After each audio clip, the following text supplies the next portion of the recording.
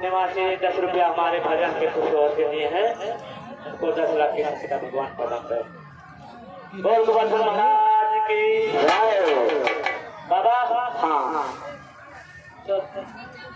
एठन हमको आशीर्वाद दे दो, रुपया भाई तो देवे भाई हो आशीर्वाद देवे नहीं करे भाई तो आई हो। हेलो कहे भैया हेलो अरे जय सही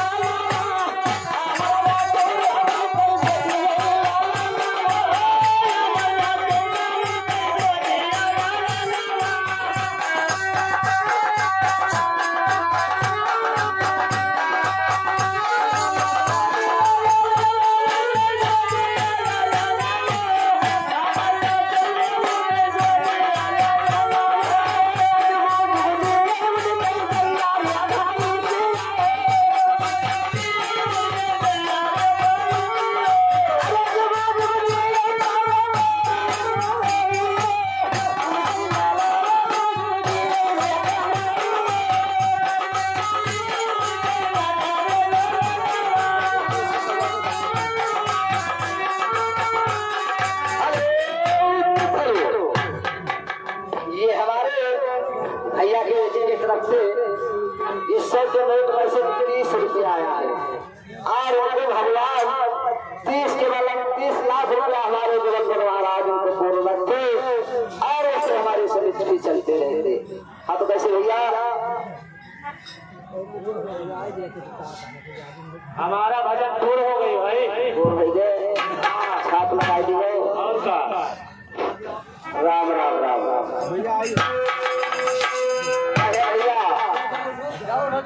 भैया ऐसा है सुने बाबा भजन के रास्ता और गुरु महाराज के हर रास्ता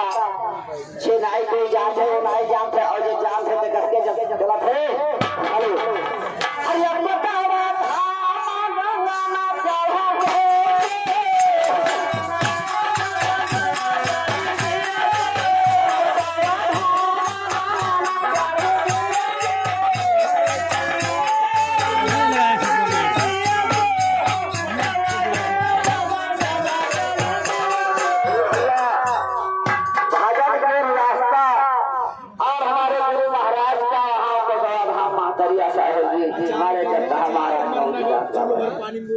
वहाँ पे जब चलते हैं लेकर के उनके परिसर में पहुँचते हैं तो मैंने कैसे पहुँच जाते हैं। अरे महिला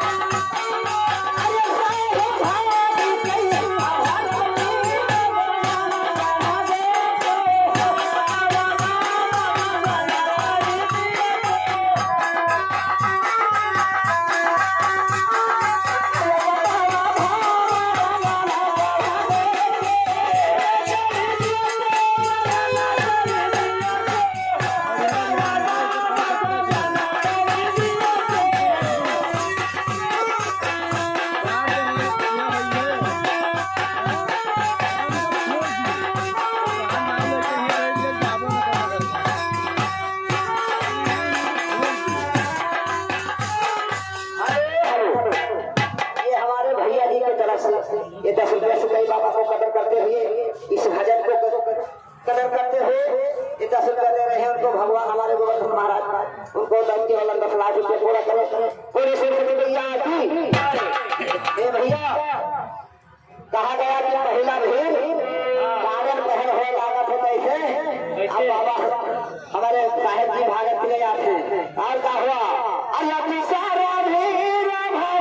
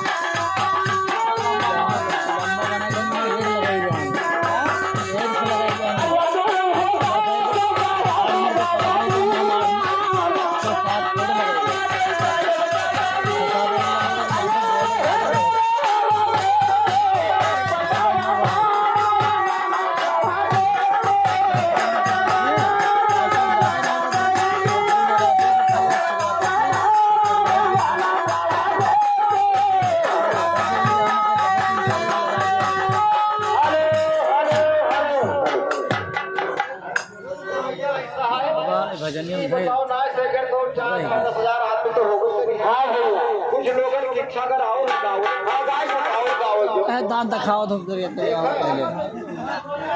रावण कोई ना बोलो कि हम हैं रावण 8 मिनट तो 3 ढका बनाओ का